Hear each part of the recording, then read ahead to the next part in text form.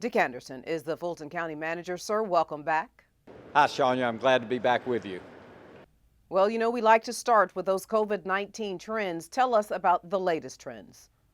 Well, the good news on the trends is they are improving. So we had really spiked up to 375 new cases a day. We're now back around 250. Our hospitalization has also gone down, now below 500, which gives us over 600 beds in additional capacity. The percent positive when you a test is administered is now fallen below 10%. So all of those are good numbers and result from good trends. The one thing to keep an eye on is the death rate. It has in fact gone up slightly, and a projected deaths over the course of this incident is still hovering around 1,100 from all of our projections. So clearly we've got to keep our eye on the ball. And principally that means we continue to test. And as I've said before, testing really is our strong suit. In fact, we're approaching 450,000 tests now. That leads in Georgia, in fact represents 25% of all tests that have been done in Georgia through our mobile sites as well as our fixed sites. And right now we are launching a very aggressive advertising campaign to encourage citizens to be tested. So you'll see more and more of that over the coming 2 months. And we believe that testing is the cornerstone, along with all of the things that we know to do at an individual basis in terms of hand sanitization, wearing a mask, keeping our social distance, to really abating the progress of this virus. So we'll keep our focus on that. Another thing that we'll continue to do in light of these results, of course, is provide personal protective equipment. Our first distributions to our cities have begun, and that's been very well received because we'll be distributing personal protective equipment from an inventory that we are building that in the end will amount to about $15 to $16 million in investment. And we will allocate to our cities on a monthly basis personal protective equipment for their first responders, their employees, and even their citizens. So I think that is, again, another key in our fight against this disease. And of course, the last is community support. We are now moving into the mode of a digital skills training program that we hope to have 2,500 people enroll in, that if they've been displaced from other employment, this will give them new skills and prepare them for new jobs.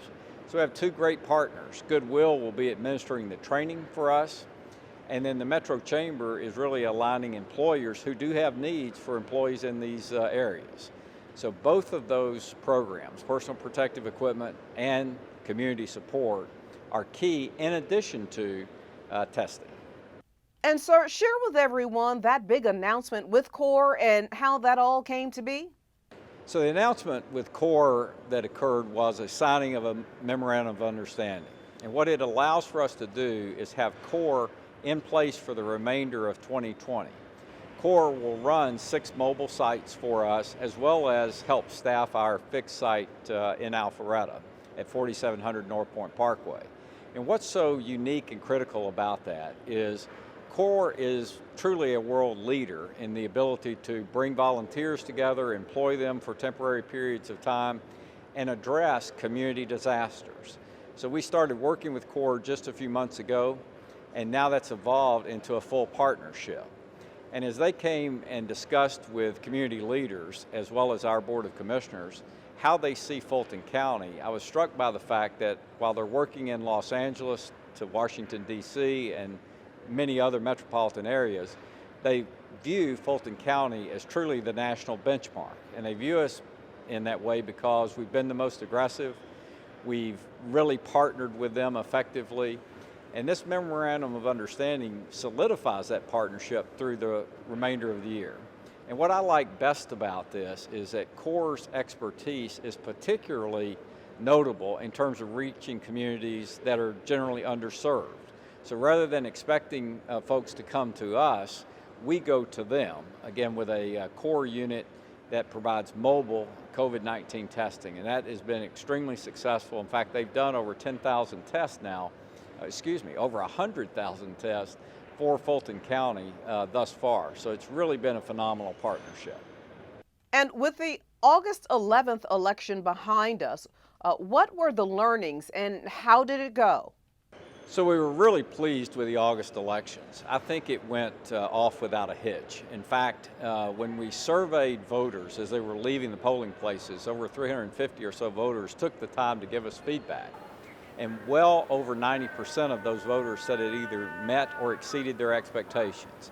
So what that told us was really detailed planning at a location basis level was fundamental. So we planned every location down to what did the wiring look like in that building, what would the placement of the machines be, what would the flow of the voters be through that site, how many folks, of course, needed to be there, were they being personally trained, and all of that came together on a site-by-site basis. So I think that's the first thing that we learned. A second thing that we learned from June elections was the critical nature of having a technician on site. This is a more complicated set of equipment than what has been utilized before for voting in Georgia. So having a technician that was both there at setup as well as coming back on the day of voting, in fact, we had them report there at 3 a.m. in many cases to ensure that at least for the 4 hours prior to that poll opening, that all technical issues had been resolved, turned out to essentially eliminate all problems with equipment. So that was another learning.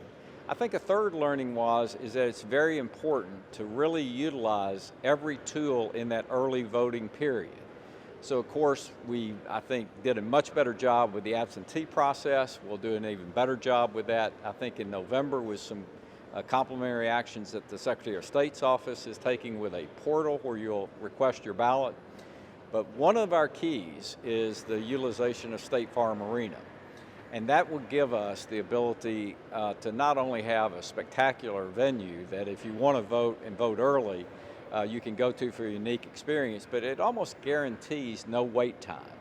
And while we'll certainly have, as we did this time, 20 to 30 early voting locations, and we'll encourage folks to take advantage of that, if you want no wait time, State Farm Marina guarantees that.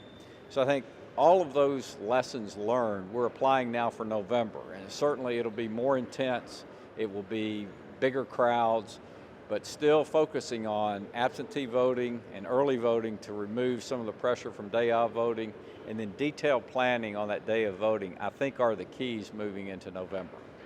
And sir, let me get your final thoughts. Yeah, I think my final thoughts are what Woody Hayes said years ago in a book about football, and that is, this is more 3 yards in a cloud of dust. And what he meant by that is there are no long passes that generally win games. It's doing the fundamentals. And we've known from the outset of this that it may be a long slog, but that the fundamentals of emphasizing all the characteristics that we want our citizens to have in terms of battling this at an individual level, having testing widely available and in fact free, providing personal protective equipment to everyone who is serving our citizens as well as the citizens themselves, and then doing community support is the fundamental keys to this game plan. So while it may at times feel like 3 yards in a cloud of dust, I still think that's exactly what we should be doing, that we have a good plan, we're executing it well, and we just need to keep the pedal to the metal through the end of the year and or till this virus abates. Dick Anderson, Fulton County Manager, we appreciate you coming to us week after week to provide us these important updates. Thank you so much, sir. Well, Shania, thank you for, again, giving us this venue and asking the questions that allow us to communicate in a way that I think is clear and concise for our citizens as well as our Fulton County employees.